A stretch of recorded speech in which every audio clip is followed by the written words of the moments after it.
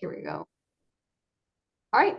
So I guess all we're talking about, and correct me if I'm wrong, is just behavioralism and pretty much what we've been doing with it and our assignments on it this week. Yes. And just presenting to each other. So whoever wants to go first can go. I also can go first if you guys both aren't comfortable with it. It does not matter to me. Sure.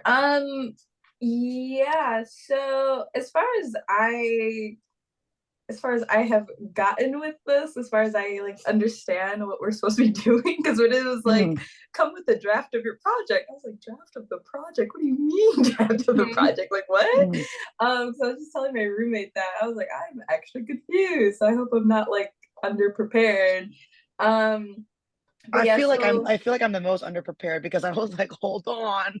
I don't I'm not gonna I lie, don't last night, I have three different classes with three different groups. I didn't even realize I had a group in this class, so I quickly had to figure out a Zoom meeting. And I'm glad that we were able to figure this out and get together. So thank you guys so Yes. much for like fitting this into your time. It means mhm. the absolute world, but you both are right. We're pretty much just going to talk about behavioralism. There is a 100-point project about behavioralism this week due at the end of the week. And it's pretty much just what we think behavioralism is and what we're doing right now to prepare for that project. So last week we had like the M2, M4, M6 like rubric template Correct. on Yes. behavioralism. So like sharing that with each other, and then sharing like this week we also have another one. If you haven't started it, no biggie. I have not. There's also another one on behavioralism this week Mhm. that we can go over as well. And we're just pretty much sharing what we're doing to prepare for this big project this week. That's it. Got Okay. you. From my understanding. Right. Got you. Yeah. So yeah, I guess to like start off, is to tell you what my big problem is, I suppose. So my big problem is just basically the situation that teachers are put in, rather if it's like elementary school teachers, middle school, or like high school teachers, the stress that they go through when it comes to standardized testing. I know growing up and being in a district where it was like our schools like I guess like relied on if those students like improved or not and whatever, kind of like falls under like that category if like the schools got more funding, if the teachers like job was kind of like on the line if their students were improving on these scores and whatnot. But yeah, it's just like the added pressure that teachers are experiencing because of these standardized testing. I feel like they are, well, like they're tasked with one, like teaching students like knowledgeable things and just general like material, general like requirements for them to be able to excel in the next grade that they're going to go to. But then I feel like they're also like tasked with making sure that they're hitting everything on the standardized testing, even though it may not be a part of their like normal like agenda to teach like what their students are going to be learning, if that makes sense. So that's my big problem, is really focused on that and how it affects the teacher specifically. And even going through the I really don't know how to say his name, Braun, I don't I know what got it you, is. broth and Briners. Yes. I There looked you that up go. 5 Something like that. times. Yes, his whole theory about like all the systems and everything. I just can't help but think about just like how teachers are so influential to their students, because I feel like the teachers are in the every student's like meso system. Especially because the students will see their teachers every day, and teachers are teaching kids, and like they're just they're just so like connected 24/7, I feel like.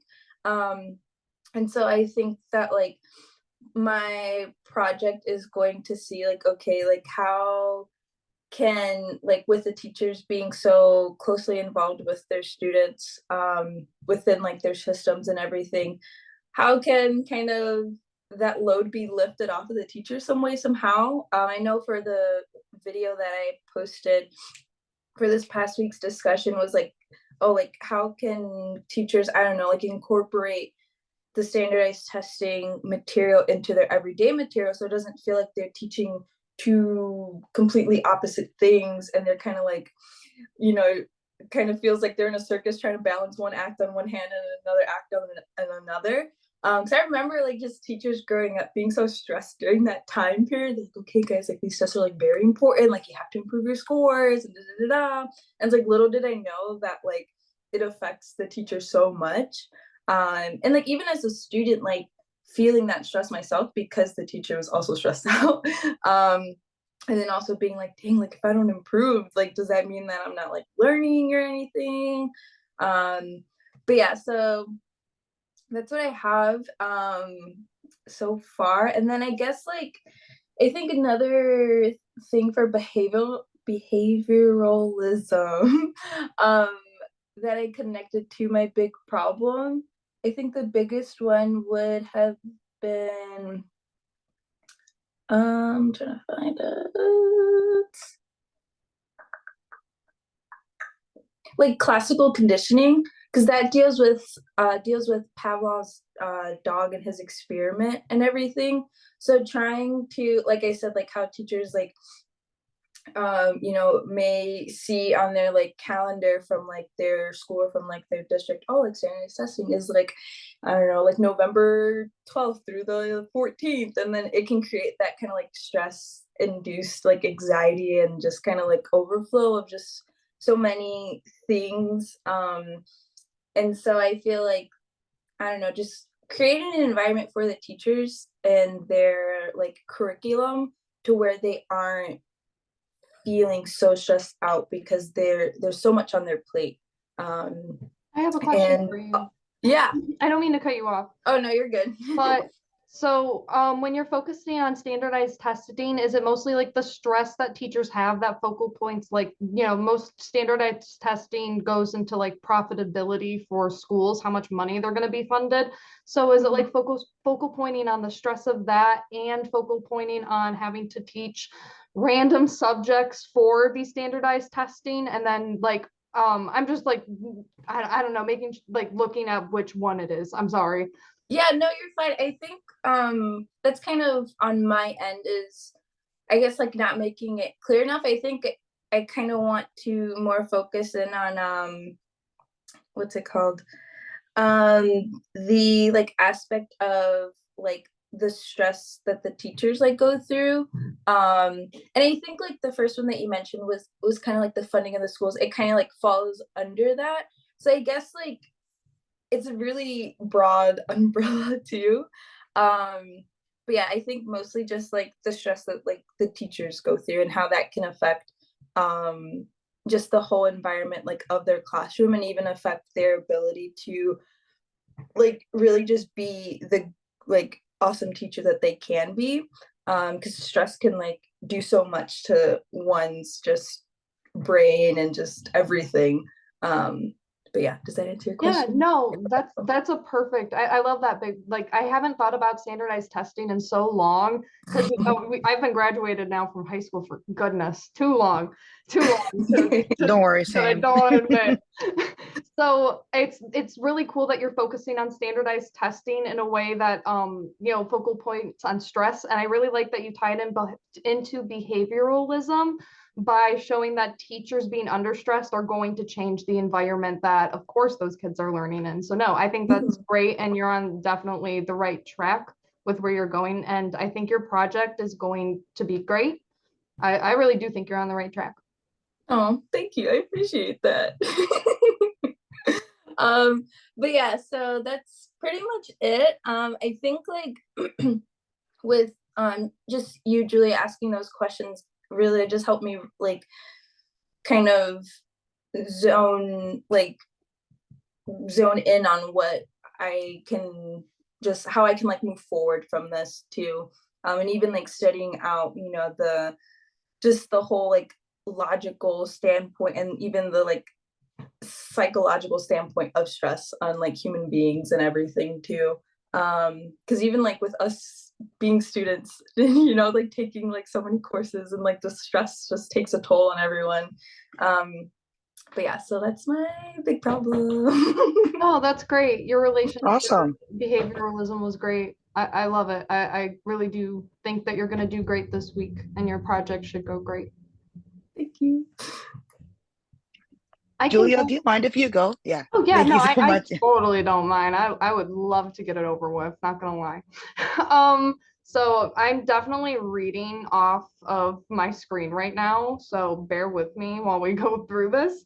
So my big problem is I want to focus on public school funding, or lowering state public school funding is hindering the development of children in public schools. So pretty much low public school funding is getting rid of after school activities, different educational means, teachers that are actually, well educated. Here in Michigan, you don't even need really a teacher's certificate. You just need a bachelor's degree. My cat's crawling on me now. I'm so sorry. But you pretty much just need a teaching certificate with any bachelor's degree and you can be a teacher. And that's not to say that anybody without a professional education or a college education wouldn't be qualified to be a teacher by any means, no. But lowering public school funding is going to inhibit, or at least prohibit, or not allow schools to get educators that would be properly trained. And they wouldn't be able to continue to be properly trained because teachers and educators need to continue to learn, continue to take training courses that public schools could not get anymore. And I also focused on things like school lunch. My school lunch sucked when I was in school. I went hungry. And that was because I came from a very poor school, very poverty school. And that really hinders a lot of children's development because they rely on school food. They rely on lunches, the free lunch program. That got at my school, that totally was thrown out the window by my sophomore year because my school couldn't afford it anymore. And by that point, I think over 70% of our population depended on those schools, like the free school meals and after school programs. And when they were cut, that left kids hungry. And I think the best way to tie that into behavioralism and how I'm doing it is cause and effect. If a child doesn't eat, a child's not going to be able to learn. How would you expect that? If a teacher is not properly trained and educated, how are they going to be able to help these children learn and develop and get the proper means that they need? And this also goes into a whole entire thing of systemic racism, minorities, and issues with that, because a lot of minorities are set into poverty and poor schools with public school funding and are not given the chances that people in private schools with privileges are given. So I think there's a lot of ways that you can relate this into behavioralism and, diversity and, these terrible things in our system that are set up right now. And I don't know. I think the biggest way that I've been relating it in the few templates that I've been doing this week, and it's been kind of hard to, I'm not going to lie, because learning about Bronfenbrenner's and then behavioralism right after that was a load for me to learn in 2 weeks. But we're in these quick courses, so I guess we gotta do it quick. No, honestly. Oh my goodness, it's been so much to take in at once. I'm not gonna lie. But the macro system is how I related it to my to my big problem. Pretty much a son and like a dad going to an after school sport. I chose wrestling being cut from a school. That's gonna be not able to develop that relationship anymore in that way through that after school program. I know a lot of children rely on ways to develop relationships through after school programs with their parents. And if those are cut, those relationships aren't going to be developed on, and children are going to learn things from their parents and from those educators that are teaching those sports and after school programs that they usually would. Things like time management, skills that would be reliable and, just to be reliable and show up, and things from their parents that, like, to get to the game. I don't know. It's kind of hard to explain, but I hope I'm doing a good job of it. I'm very bad at talking. I have it written down really well, I swear. But that's how This is I'm what this is for. So you're good. You're good. but that's how I'm pretty much relating it. And then for the big assignment, it's going to be, it looks like a 3-minute pitch on, I know we've been talking about in like discussions and stuff, different ways to teach in the classroom behavioralism and how to relate that to our big problem. So I've been doing lately game with my with like students in the classroom that would be a no cost game and would be like on a chalkboard, on a tally board. You would take down tallies and children would raise their hands quickly to try to draw cards that would have certain behaviors on them that would give them points, or like award them points or get rid of them points. So it either award them for raising their hand quickly, or give them a negative for raising their hand quickly and getting something bad, like you stole from your, I don't know, you stole from your grandma, you gotta go, you lose 2 points, or you turned your homework in on time, you gain 2 points. And I think that would teach like children cause and effect in a way that would, one, allow schools to not have to pay for it, because schools are so underfunded at this point that they can't even pay to teach students behavioralism in school, yet let alone enact it into the classroom. So it would allow not only schools that are underfunded to be able to teach it, but I think that students would learn cause and effect by, like, they wouldn't want to shoot their hand up right away, or maybe they would because they would think, oh, I'm going to get something really quickly, a couple points awarded very quickly. So I think that's a very small way you can do it. Again, it's very, this is only the first day of the module. I'm still really figuring this all out. And it's a little rough around the edges, but that's it. No, that's No, awesome. yeah, Thank that you was so much. good. No, thank you guys. Awesome. I'm like, so I'm Michaela, by the way. For this, I was going to I'm ask gonna you be how to pronounce your name. You said Michaela? yes, Michaela. Yes, Michaela, okay. yes, yes. So I'm like, if I'm gonna be honest, like, this first week was something that was like really, really tough for me because of life in general. So I'm actually catching up. So please don't. That's why I asked you guys to go first, because I was like, I think hearing them will help me to better understand exactly what I'm supposed to be doing, because like I'm so super like just trying to catch up right now. So like I'm out of breath like because like when it comes to catching up with the course. So you two really, really did great with yours. I guess what I'll start off with mine is my big problem, and mine was pretty general, which is pretty much my growing concern that the access to quality education, especially for those here in the United States, and it was supposed to be really, really broad, and they approved it. So so with that, I'm still trying to understand how I could better. I did my work and I did the template, but admittedly, I was like, I don't really know how I can connect behavioralism with that. Like I know I was thinking maybe it can be in the micro system, like with parents and students. Maybe it can be the next system up because of um maybe this can be something that's with school systems and with parents. And so that is something that I actually wanted to ask y'all, because like, what do you think would be helpful for me to attach like behavioralism in my big problem? Because I actually was so confused. I was like, I don't know how to connect this. I turned something in just for the sake of turning something in, honestly. But You're if good. this I is get it. in regards to, oh, go ahead. No, I didn't mean to Yeah. cut you off. You can finish. Yeah, but that's why I was like, if it's because I was thinking of this. If I attach or connect it through the microsystem, um, especially in regard to quality education, I believe that the parents have such a big role in whether or not the children will really have that kind of access or that opportunity to quality education. Growing up, I lived in a low income community, but my parents were the ones who really like fought for me to get into a magnet school and to have, like they were the ones. And it's unfortunate that I'm not all parents are like that. Like I want my kid to, she's bright, she can do this, she deserves to go to a magnet school, like that kind of thing.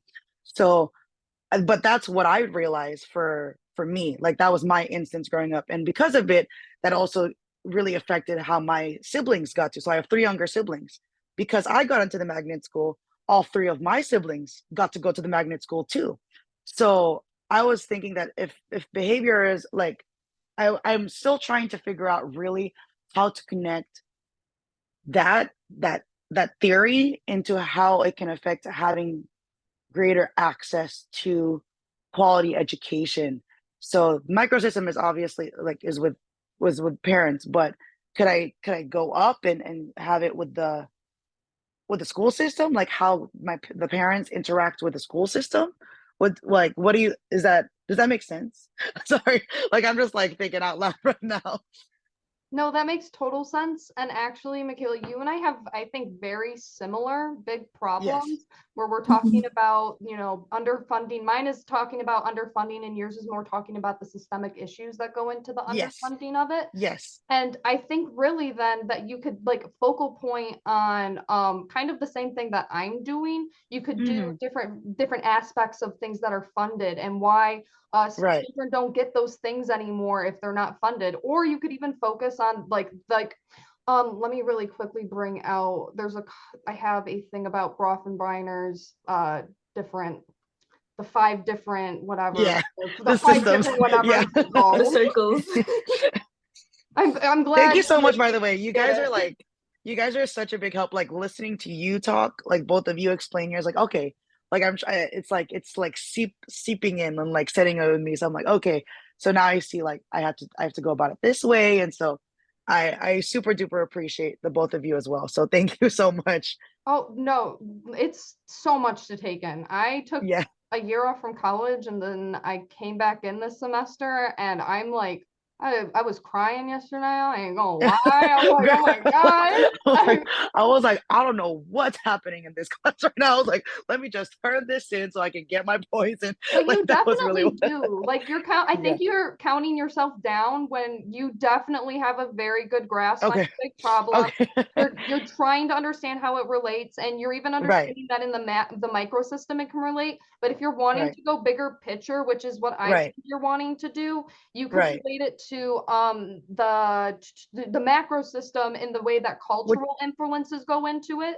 If you want to okay. something like that, like where the small communities might be affected. You said that you came from a small community that Hmm. had a poorer school and your parents actually had to Yes. push you to get like Yes. pushed to make sure you Like they got a good push the school education. system like, hey, like my child is going here. Like that kind Exactly. of So thing. you could Yeah. focus on maybe your parents come from a culture where education is very, very important and they wanted Right. you to get the best of the best. Like that was a huge Right. thing for them. So you could focus on a cultural aspect where Okay. other Okay. cultures that like my parents didn't care at all what education I was Oh. going to get, unfortunately. Uh, I love my uh. parents. I love them. Yeah, That of doesn't say course. anything about No, them. like, But my yes, yes, of parents, like course. our culture was not very focused on education. They didn't grow up Right. knowing that that mattered at all. And Right. they never pushed at my very low income school for me to get anything more than what was given.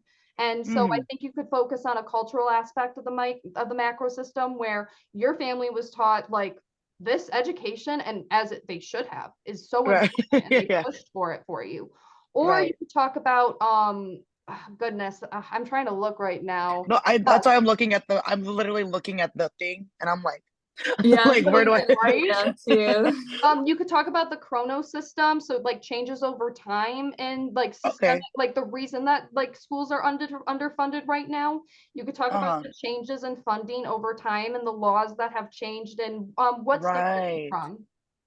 Oh, I'm in California right now, but I used California? to live in North North Carolina. Ah, you could yes. talk about like North Yes. Carolina and Yeah. or like even California and the laws there that have gotten the schools to be where they're at now, the systemic change Okay. over time. And that would be a relation to the chrono system in Brofenbreiner's theory. Hmm. So you could do it that way, and then behavioralism could go into that. Goodness, the meeting will end in 10 minutes. I Yes, hate you're good. Zoom. Yeah, no, you're Isn't good. this wild? I hate inflation. Zoom is Yeah. wild. You got to pay like $10 to get more time. No, Oh, but you can and it's relate right it there too. that way 946. also. And I'm trying to like think because you have to take Brofenbeiner's theories, so those, and then Yeah, way to relate it to behavioralism that after was what was that. overwhelming with me because I was like, so I have to like Yeah. combine it and I have to figure out like where it connects. So that's why, so like with behavioralism, like obviously it's Pavlov's, it's Tia's got it. operant conditioning, it's like, that A kind of light thing. went off So in Tia's head. I You saw it. know, it really did. yeah. Okay, so like Julia was sharing, and even like when you shared about like how like your parents like push the like better like Yes. school and everything like that, and if you go into the like environment, I think you guys said it was the macro system, or even like The how it like changes over attitudes time. and ideologies. Yeah, so you can like connect that to I'm like trying, I like took notes. There's so many pages. It's There okay. really is. Like, yeah, this whole class is overwhelming. Not even gonna lie. Oh, okay. So I think it's radical behaviorism, because that's like how behaviors are like formed, I guess, Okay. and how like like that like theory was basically how like, oh, so like this happened like based on your past, this is Right. why you are acting, or whichever, because like this happened, you were in this type of environment when you were younger, so this explains why you're doing this and that. So like I think you can kind of loop that in, so it's kind of like basically jumping through so many hoops and like making it Correct. all Right. connect into like a little little thing. Right. Yeah, that's just that was Okay. the light bulb in my head. I think another way, if you want another recommendation to relate it, is when we were talking about the systemic changes over time with the chrono system, you could relate it to the law of like effect, positive and negative effect, why states decided to do this.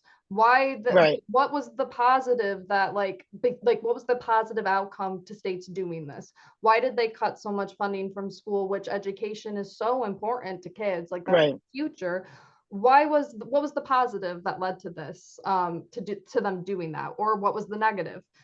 So you could relate it by the law of positive and negative reinforcement, and if you wanted to go like Okay. to like more detail in the school, by Right. all these, you could do the same thing as me, and I'm not like saying copy me or anything like Of that. course. Of You could course. relate it like in the same way to go into the deep rooted issue of, by states doing by the systemic issues coming down in states doing this and domino affecting, it is hurting students and Yes. not teaching them the certain behaviors that they could learn in a normal classroom setting.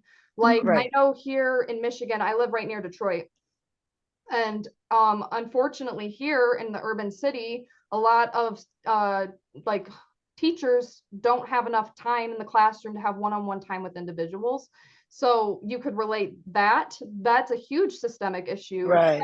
Urban cities, like the overflowing populations, they have not enough teachers to a staff to like student ratios, Right. giving them Like one-on-one it's too many time. students to one teacher. Exactly. And then they don't learn certain behaviors, certain cause and effects that they would normally learn in certain one-on-one settings with teachers in certain ways like that. So you could kind of domino effect it into a way to make it relate. That's what I had to do to make it Right. relate. And it's just hard. I'm not gonna lie. It is Yeah. very overwhelming to make it relate. Oh my gosh. Yes. But what you guys, you two really helped, because I was like, okay, now that it can connect this way. So that way, if I do it in the larger scale setting with the conditioning, or with rather the reinforcement, like positive and negative reinforcement, Mhm. okay, I think I'll do that instead. So Like that way what I wrote is, if schools are underfunded, they will have no means to implement positive and negative reinforcement to teach children right from wrong.